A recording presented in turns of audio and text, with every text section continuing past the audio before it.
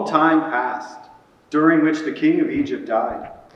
The Israelites groaned under their bondage and cried out, and from their bondage their cry for help went up to God. God heard their moaning, and God was mindful of his covenant with Abraham, Isaac, and Jacob. God saw the Israelites, and God knew. Meanwhile, Moses was tending the flock of his father-in-law Jethro, the priest of Midian. Leading the flock beyond the wilderness, he came to the mountain of God, Horeb. There, the angel of the Lord appeared to him as fire flaming out of a bush.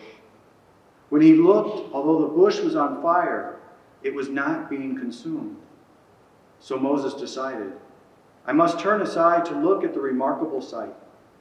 Why does the bush not burn up?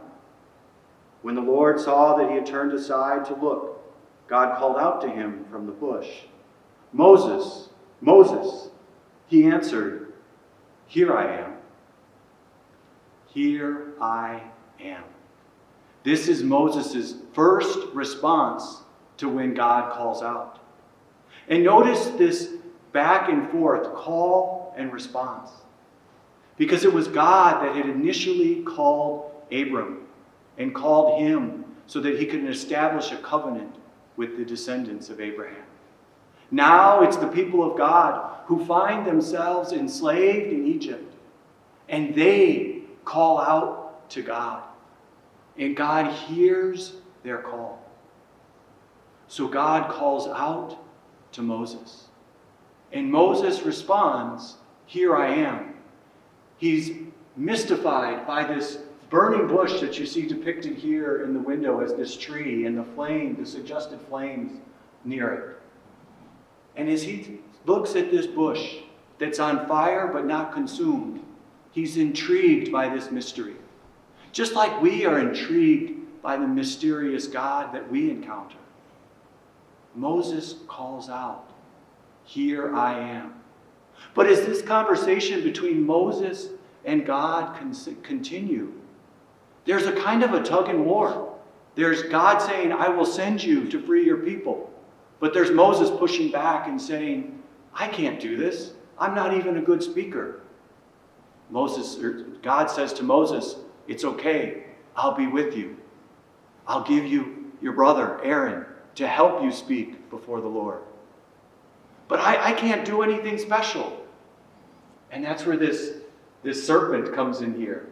Because Moses has a staff that he throws down in front of Pharaoh as one of the demonstrations of God's power. And it changes into a serpent.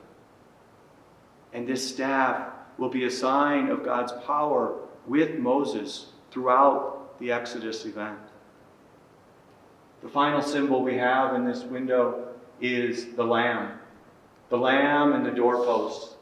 And it's the sacrifice of the lamb that protects the people from the final plague of Egypt. And it's this sacrifice of the lamb that guarantees the people salvation. And finally, as they are able to depart their enslavement, they recognize the power and the goodness of the Almighty God. And it all goes back to a call and a response.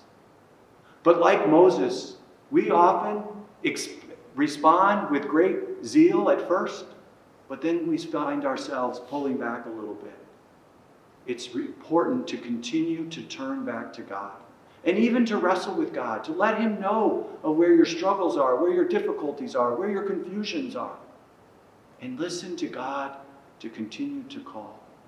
And in the end, what we're called to do is respond, Here I am.